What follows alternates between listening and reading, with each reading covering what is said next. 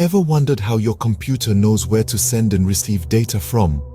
In the vast digital landscape, your computer is like a bustling city, teeming with data.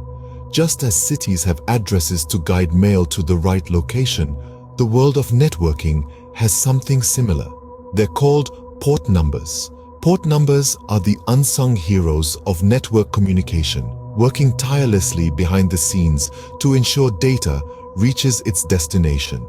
They're like the postal codes of the digital world, directing data traffic to the correct applications within your device. These port numbers are standardized across all network-connected devices, with each port assigned a specific number. Think of it this way. If your device was a city, then each application within your device would be a specific house. Port numbers are the unique addresses that help the mailman, or in this case, the data, find the right house. Now, imagine sending a letter without an address. It would be like tossing a message in a bottle into the ocean, hoping it reaches the right person. Without port numbers, our data would be lost in the vast sea of the digital world. To make it more efficient, certain port numbers are reserved for specific protocols. For instance, all Hypertext Transfer Protocol (HTTP) messages go to port 80. This is akin to having dedicated mail routes for specific types of mail. But it's not just about sending and receiving data. Port numbers also play a crucial role in distinguishing between different types of data. For example, your device could be receiving an email, streaming a video, and downloading a file, all at the same time. Each of these data types uses a different port number, allowing your device to handle them all simultaneously without any confusion. So, the next time you're browsing the internet, spare a thought for these humble port numbers, working round the clock to ensure your data reaches its destination. Just like how a mailman knows which house to deliver a letter to, your computer knows where to send and receive data thanks to port numbers. But how exactly do port numbers make network connections more efficient, you may wonder? Well, let's dive into that. Imagine a bustling city with countless buildings, each serving a different purpose. Now, these buildings, like our network-connected devices, have specific addresses. But it's not enough to know just the building address if you need to visit a particular office inside. Say, the finance department. That's where port numbers come in. They're like the suite numbers in our building analogy, directing data to the right office within the device. Now, let's envision a scenario where Bob is transferring an MP3 audio recording to Alice using the File Transfer Protocol, or FTP. This is akin to Bob sending a parcel to Alice's building, but he needs to ensure it reaches the right suite or office. If Alice's computer passed the MP3 file data to Alice's email application, the email application would be utterly baffled. It's like delivering a package meant for the finance department to the marketing department instead. They wouldn't know what to do with it. But fear not, Bob's file transfer uses the port designated for FTP, which is port 21. This is like Bob specifying on the parcel that it needs to go to suite 21. Alice's computer, being the efficient building manager, is able to receive and store the file in the right place. At the same time, Alice's computer can simultaneously load HTTP web pages using port 80, even though both the web page files and the MP3 sound file flow to Alice's computer over the same Wi-Fi connection.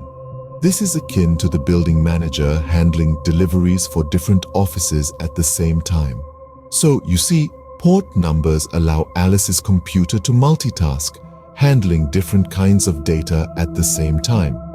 They're the unsung heroes, ensuring that the data reaches the right suite or office inside the building of Alice's computer, making network connections more efficient and organized.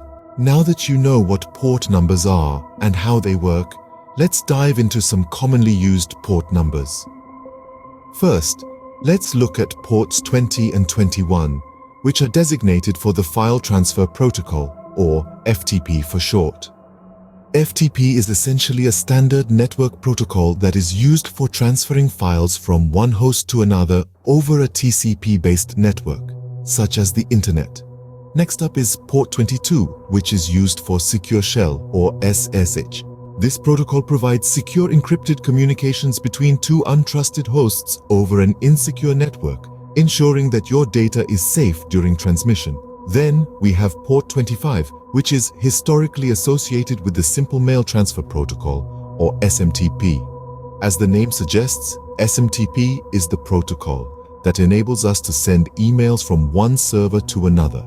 Moving on, we have port 53, which is used by the Domain Name System, or DNS.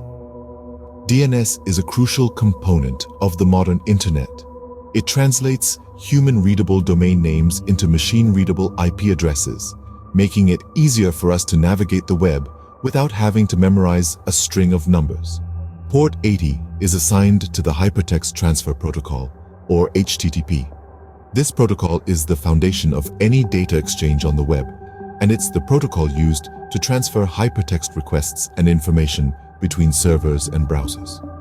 Next in line is port 123, which is used for the Network Time Protocol, or NTP.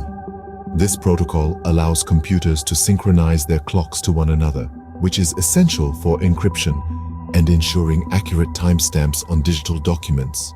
Port 179 is used for the Border Gateway Protocol, or BGP.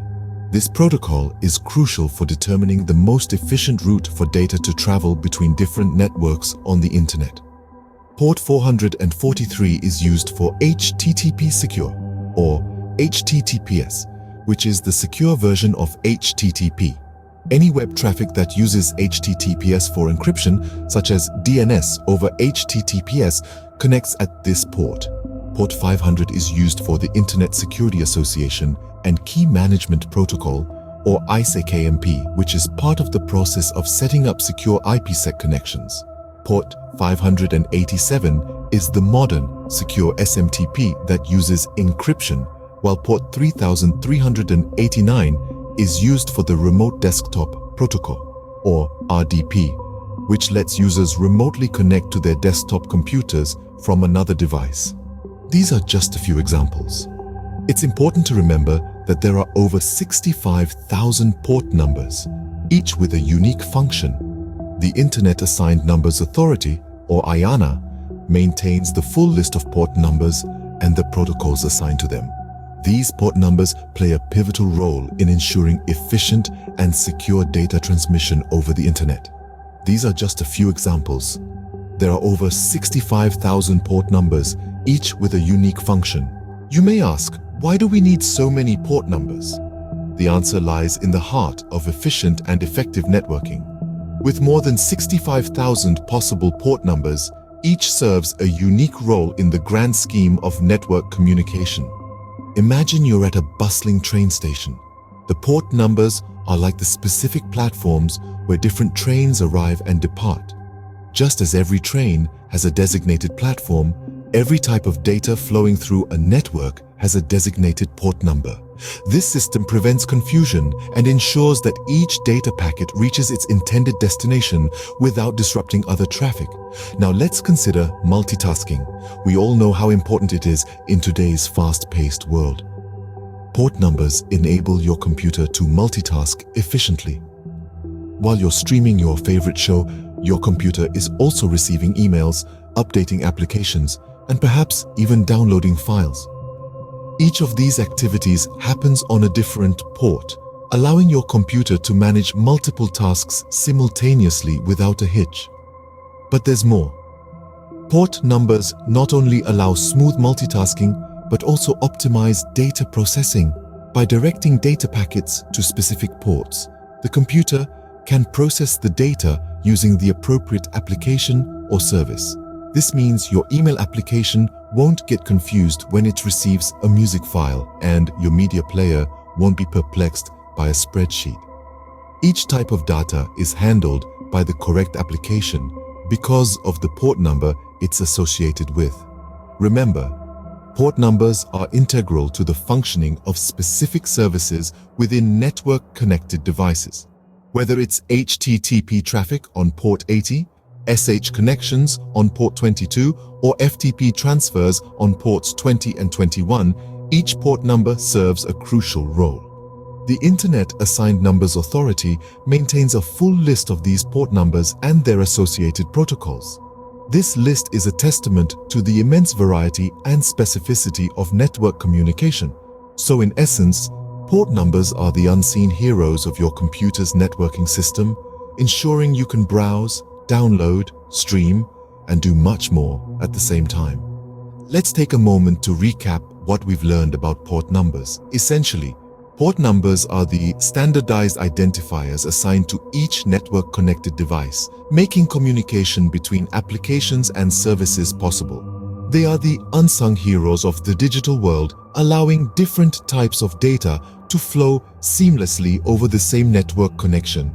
We've delved into how port numbers work, using the example of Bob and Alice to illustrate their importance in efficient network connections.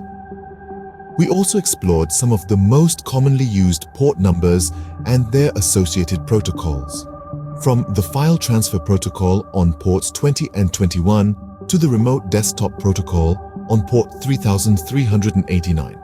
These port numbers, all 65,535 of them, play an integral role in our daily lives, enabling us to send emails, load web pages, transfer files, and much more. Next time you're streaming a video or sending an email, spare a thought for the humble port number working behind the scenes to make it all possible.